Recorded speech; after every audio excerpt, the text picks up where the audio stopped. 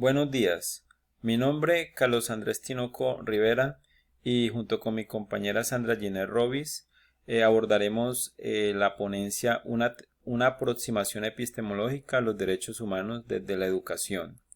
Entonces, cuando nosotros hablamos de derechos humanos, es indiscutible que tenemos que hablar del enfoque histórico de ellos. Y empezamos por decir que se han dividido en diferentes generaciones de acuerdo a los contextos que han surgido en diversos escenarios históricos, ¿no?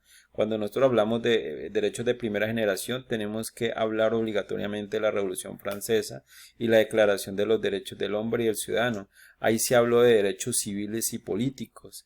Cuando hablamos de una segunda generación, entonces tenemos que hablar de lo sucedido después de la Segunda Guerra Mundial y hablamos de derechos económicos, sociales y culturales. Y en la tercera generación, pues tenemos que decir que esta, digamos, se establecen a partir de la década del 80 del siglo XX y hablamos de derechos de solidaridad, la paz y la justicia, y que lo que buscaban en su momento era incentivar un poco el progreso social y elevar el nivel de vida de todos los pueblos. Entonces, eso es como la historia de esas generaciones o cómo se han dividido los derechos humanos por generación. En ese sentido, nosotros hemos definido que existen dos dimensiones. Está la dimensión cronológica y estática de los derechos humanos, que es precisamente esa, la de las generaciones, y está la dimensión vivencial pragmática. Entonces, se pretende pasar de una dimensión cronológica y estática en donde los derechos no se cumplen en su totalidad en muchos estados del mundo, pasar a una dimensión vivencial pragmática en la que el Estado debe ser el promotor, el encargado de difundir y proteger, garantizar los derechos humanos. Entonces, esas son las dos dimensiones, digamos, la dimensión a la que se quiere llegar. ¿Cuáles serían los alcances de esa dimensión vivencial pragmática? Por un lado, que el Estado se sitúa en el papel de frío observador que no interviene sino hasta que los habitantes le requieren que lleve a cabo una investigación sobre posibles violaciones a derechos humanos o que emita algún pronunciamiento jurisdiccional o no sobre el particular. Y por el otro lado, los derechos humanos necesitan ser vistos con el auxilio de nuevas herramientas metodológicas que permitan la construcción de una dimensión epistemológica más acorde con las exigencias. En este sentido, lo que se busca con esa dimensión pragmática es pasar de un estado frío, observador, estático, ¿sí?, a un estado que garantice el desarrollo y el cumplimiento de los derechos humanos. Existen dos momentos. Por un lado está lo que tiene que ver con la concepción de los derechos humanos y por el otro lo que tiene que ver con la garantía, el cumplimiento de esos derechos. Cuando hablamos de la concepción de los derechos humanos estamos hablando de ese primer momento que es lo que se conoce como el justnaturalismo, es decir, que los derechos están ahí, existen, le pertenecen al ser humano, ¿cierto? Es simplemente eso, que los derechos sí existen, pero el positivismo que tiene que ver con la garantía, el cumplimiento de esos derechos, nos dice que hay que buscar los medios especialmente constitucionales para el cumplimiento a esos derechos, ¿sí? Entonces son los dos momentos, el justnaturalismo y el positivismo. Esa nueva construcción epistemológica requiere entonces de estos dos momentos, ¿cierto? Ya mencionados, pero también que los comprenda inseparables, es decir, que estén juntos. Por un lado la concepción y por el otro lado que haya una garantía del cumplimiento de esos derechos. También esta construcción epistemológica se orienta hacia una concepción integral, lo que ya dijimos. Es decir, que no haya, que se mire desde una manera holística, es decir, un todo, y no que esté fragmentada o que esté por segmentos, ¿no? Que los derechos como están actualmente. Entonces, más allá de muchas generaciones, lo importante es que además de que existan los derechos, que estos se cumplan, se garanticen el cumplimiento de ellos. Aquí tenemos cuatro fases, digamos son cuatro fases con las que se apunta a llegar a esa dimensión vivencial pragmática que busca precisamente el desarrollo de esos derechos de una manera integral, ¿sí? Es decir, en un todo, que estén ahí los derechos pero que se cumplan. Y aquí un esquema en el que hemos querido resumir esas fases. Entonces, ¿a dónde nos lleva la praxis? La praxis es la que nos va a lograr o nos va a llevar a que haya un nexo entre los elementos más importantes de esta dimensión, que es la concepción, ¿cierto?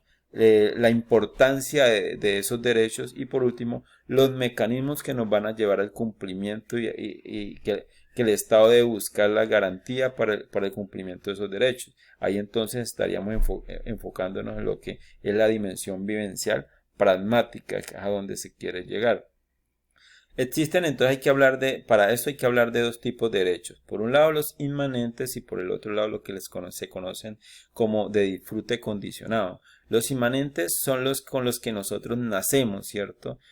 Un ejemplo puede ser el derecho a un nombre. Nacemos y tenemos derecho a un nombre y el Estado no hace nada, sino que simplemente el individuo se garantiza ese derecho al hacer uso de él. Y por el otro lado están los derechos de disfrute condicionado, que tienen que ver con esos derechos en los que el Estado permanece pasivo en la mayoría de los casos. ¿Sí? El ejemplo más concreto que yo puedo poner es el de la salud.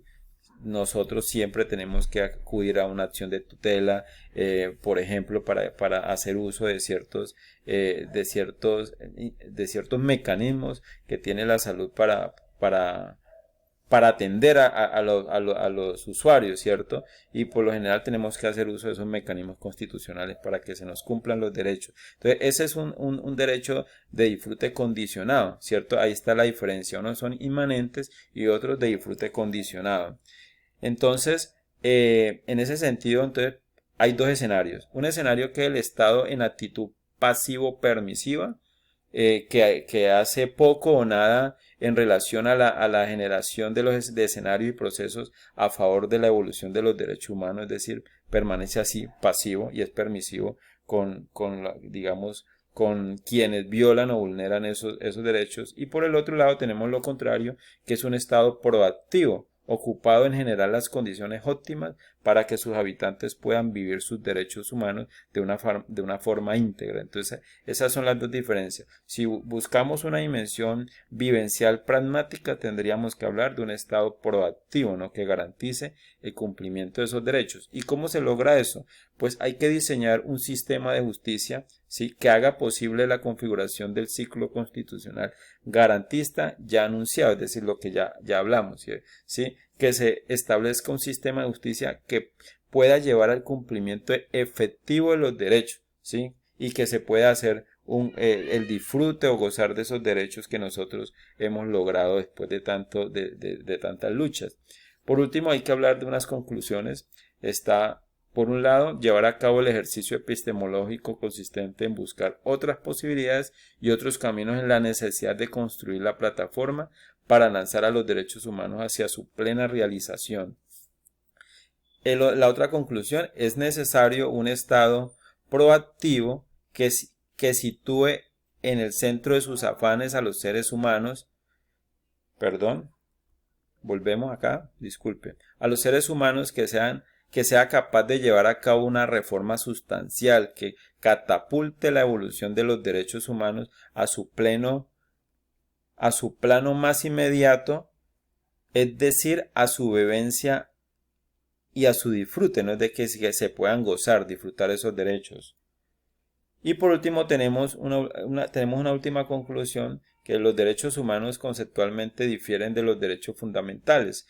Para los efectos de nuestro estudio, las diferencias entre ambos conceptos poco interesan, pues la proyección epistemológica que nos ha ocupado fácilmente comprende ambas categorías conceptuales. Entonces, aquí tenemos como una conclusión. Es importante aclarar que nosotros basamos